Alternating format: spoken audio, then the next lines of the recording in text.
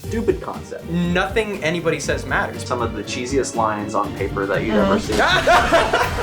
This is a professional spoiler warning. There are spoilers ahead for Dora 1, 2. If you have not seen Dora and the Lost City of Gold, turn off the video now and go watch it. What would you do to see Dora, Pyramids of the Tombs again? What's the name of it? What is this movie called? I don't remember. City of El Dorado? Hey you guys, welcome to Filmmaker Reacts. Today we're going to react to Dora and the Lost City of Gold. Dora, it's time for dinner. If you think you know Dora, Delicioso! Can you say delicioso? She'll grow out of it. think again. I don't know, what did you guys think in the general consensus? Like, do you think this was a good movie, a stupid movie, a bad movie, like, great movie? Like, what did you guys feel like it was? I thought it was a great movie. I would have watched it. You really liked it? I liked it more than I liked Zootopia, which was like previously. I think it's the best studio film I've seen in years. I was expecting this movie to be either on one end, Spy Kids. All the funny jokes are shown in the trailer. It's just stupid. Kids will like it because it has poop jokes in it. Mm-hmm. But, you know, that's it. Or it was going to be more like the Lego movie, where it's like, it's a stupid concept. It's a horror, like we're going to make a whole movie about Legos or Dora the Explorer. That's not going to work. Mm-hmm. But then they have this really interesting story. They develop these characters, and there's great performances, and it ends up being a fantastic movie. I was expecting one or the other. I was pretty sure it was going to be more like Spy Kids, but it's not quite like Lego Movie, and I have some thoughts about why it's not. But it is definitely leaning further that way. Mm-hmm. There was moments where like I laughed at the film because I'm an adult and there are things that kids don't get, and when I would do that, I'd be the only one in the theater who laughed. And then I would look down the aisle and all the children would just be like, This is definitely a kids movie. But it's designed, I think, in a way that people who watched it as little kids and are now adults can like also enjoy. And I loved Spy Kids when I was a little kid, but my parents hated it.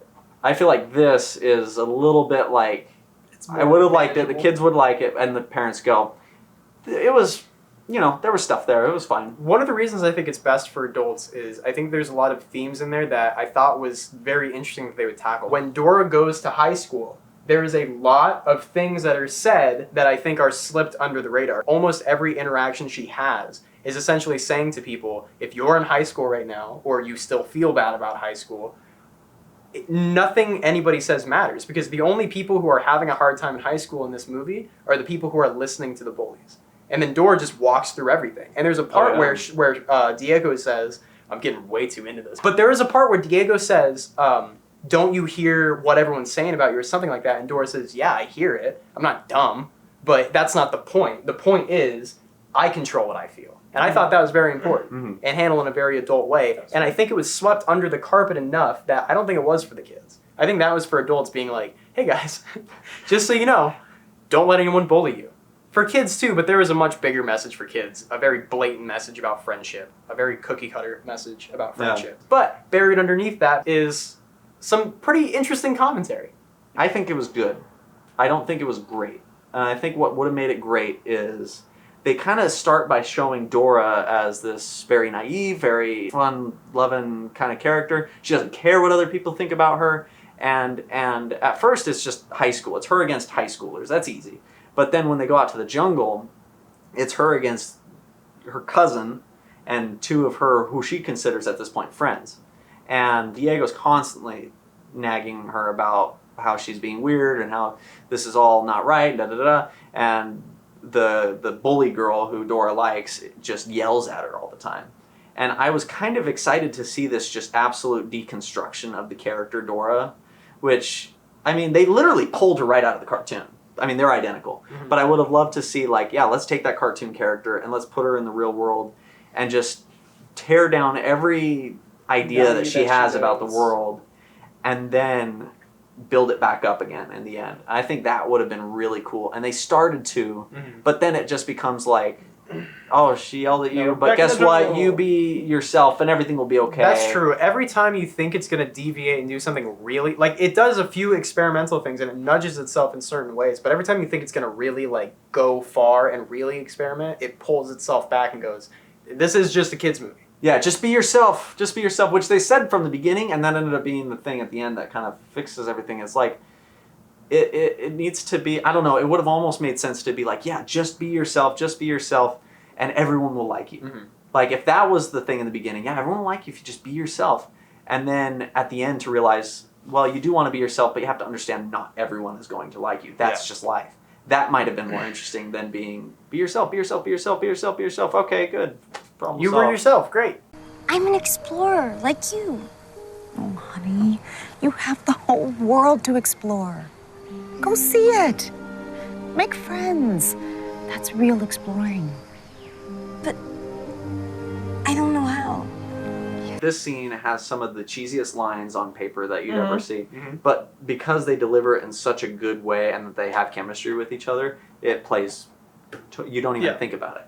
Like, the actress for Dora, she was amazing. I mean, she was really good. She played this character that's very strange and different, and she did it in a way that could have been very annoying and very just not right, but she did it, she just played it so well, and I think that is probably the biggest reason why this movie works. To bring Dora, a character like that, to live action is crazy. To do it that well. I mean, good lord. I mean, we've seen our fair share of like horrible live action adaptations. This is crazy good. What is that? That does not sound like a good noise. Some of the jokes don't quite land for me. The sets are pretty solid. Yeah. This is Pukio! What the flip is a Pukio? It's an ancient underground aqueduct.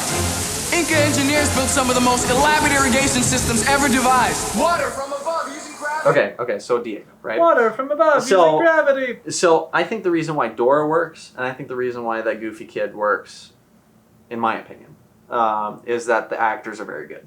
Now, Diego, trash. Where's his... Whatever actor that... Yeah, I don't know this kid. I don't know what he's been I think in. he's just a real high schooler who, like, snuck on set. And they're like, is that him?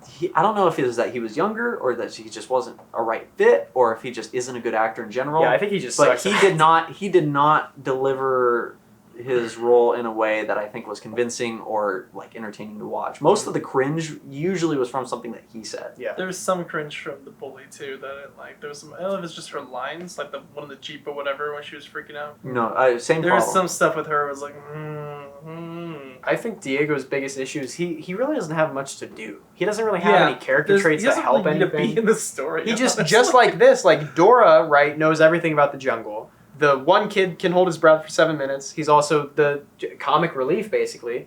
And then the girl's mean, right? Diego just, like, hangs out. That's true. He could not have been in this movie, and that would have been... The whole movie he hangs out. Like, he's there in the beginning to, like, walk Dora through high school. And then after that, they get into the jungle, and he's just like, if he was, like, the strong guy, or the fighter or something, that'd be something. Or if he had an arc where he was if he was remembering things about the jungle, like that, where he goes, whatever, blah, blah, blah, aqueduct. But he just says things sometimes. It's a jungle puzzle. Stop pulling levers! Everything has a setup and everything has a payoff. And it comes down to even the smallest details. I see too many movies where things just happen. In this movie, every single thing, every character trait, even for the side characters, it's all set up and paid off and it all works. Even the kid who said, hey, I can hold my breath for 7 minutes as a nervous way to try and make a girl like him ends up paying off in the end. Exactly, and I did not expect that. When that paid off, I was like, whoa! Even because I was, at this point, I'm cataloging him like, that paid off, that paid off, that paid off. 7 minutes thing, not gonna... Whoa! And then he's like, you know who can hold their breath for 7 minutes? I was like, yeah, I do! Yeah, I do! Excuse me? I'm kind of stuck. Who are you? I'm glad you brought it up. I'm just kidding. I don't actually care. We're on to something big, Dora. An ancient city made of gold.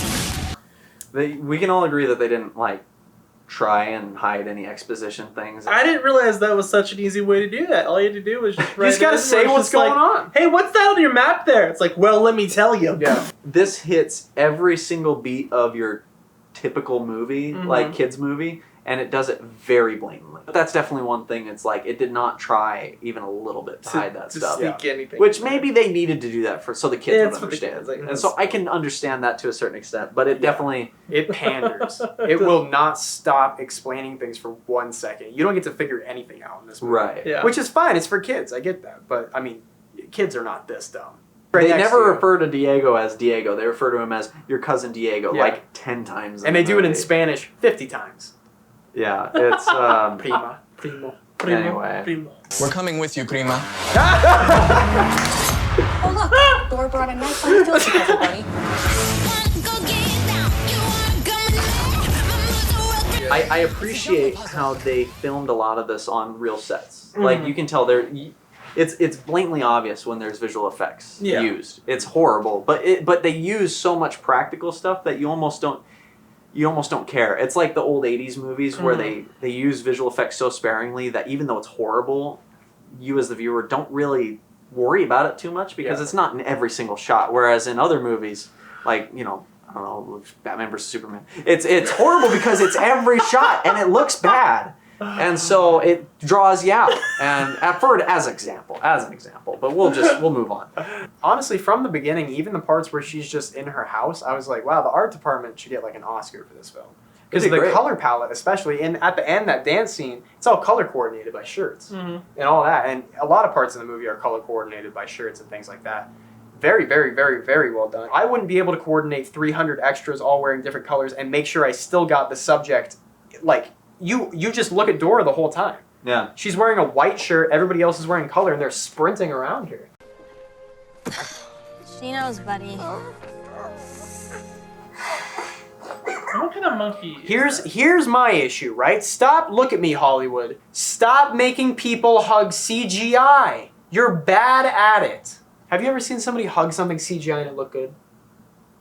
Not unless there was something physical for them to also touch. Thank you. Did that look like there was? Mm-mm. No.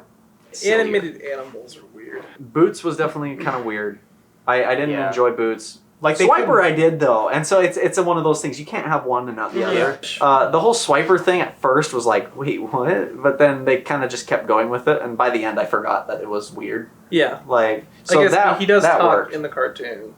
Boots doesn't talk in the cartoon. Boots No, does. he does. He does? Oh yeah, Boots is the second main character. Oh, that's right. That was when weird. Boots started talking, I felt like I was on acid. That was really weird. I don't know. But that moment, I think, was also just a way for the filmmakers to be like, you know what's really going to freak people out? This will just throw everyone off. Literally, I'm watching this with my wife and my baby as well. And my wife is holding my baby. She loves watching movies. And she'll just sit there and just watch the screen. It's just great. And so she's sitting there and just watching it, doesn't know what's going on. And then Boots starts talking, and she does that freaked out baby face where she's just like... Yeah. And all of us were doing the same thing. We were all like, what the heck? And I think it was literally, I think that's just the filmmaker saying, like, you know what would really just, another joke at our expense. Yeah. Is we have Danny Trejo voice Boots, but just for a minute. Which honestly, I couldn't think of. I want these guys to remake every kid's show. You know what I mean? Well, I mean, we're going to do it, but I'd like them to help. Because, like, it's just... I don't know, man. It was so funny and it was so out there. It's so like, if you were sitting around with a bunch of friends and you were like, if we made a live action Dora the Explorer, how would it go? And you'd be like, well, we have to do this because that's hilarious. Mm-hmm. They did all of it. Yeah. They did the have her look in the camera and say something, and then everybody goes, what are you doing? Which immediately they do that, and it's amazing. Mm-hmm. This definitely has everything it needs to be a good movie. That's the thing that I think works about it, is it's just... It's a fun, entertaining adventure. It's Indiana Jones for kids, which I think is exactly the way that they should have gone about it. Yeah, this isn't a movie. If you're going to this, and this is what I was nervous about with you, is I was like, he likes Batman versus Superman. Like, he's gonna hate this. Like, you left to go. You went to the bathroom, and I was like, I think he just left. And so you saying that you enjoyed this movie a lot. Genuinely surprises me, but it also genuinely surprised me. I didn't think I was going to enjoy it. Yeah, I think there's a time and place for every movie, right? There are films and there's movies. You don't always have to be this guy who watches 10 out of 10 movies and knows the King's Speech and all these directors and cinematographers. You could just be the guy who watches movies that make him feel good or her feel good. Dora, I can sit here and I can say, yeah, I like her, but I like Tarkovsky better. It's Dora the Explorer, right? I had fun. Yeah. To me, movies aren't movies as a whole. It's about the little moments in the movies. Because at this point, you've heard every story. Mm-hmm. It's going to be very hard to tell a unique plot. But the way people tell the plot is what's interesting. And the way that these guys told Dora the Explorer's tale, right? It's the best studio film I've seen since Spider-Man Homecoming. If any of the writers or director, if any of you guys are watching this, we liked it. It was a good movie. We really enjoyed it. Out of 10. Yeah. I mean, I'd probably give it like an 8. I could do a 7. I could do 7 on this one. That's 6. I give it an 8, knowing what it is and like understanding. Yeah, knowing the what it is, context. understanding it. I They guess, weren't trying to win any Academy Awards or anything like that. If it was like I'd probably score this higher than like that fire truck. Thank you so much for watching. We really appreciate it. We're gonna, if you guys like this, we'll be making more of them soon. So go ahead and subscribe. We also have our other series on this channel, Slacking Off, where we kind of just go behind the scenes of running a production company. We're still in the startup phases and everything. So could have some interesting insights for you guys, and also we, like the interaction. So we appreciate it. I am excited that it works because then that means that Nickelodeon might go like, hey, Danny Phantom's cool. Like, that's true, yeah. So that I'm actually very excited about that. So, it's but we'll clear talk that about that in a different video or something. Didn't they ruin Kim Possible? Was that them?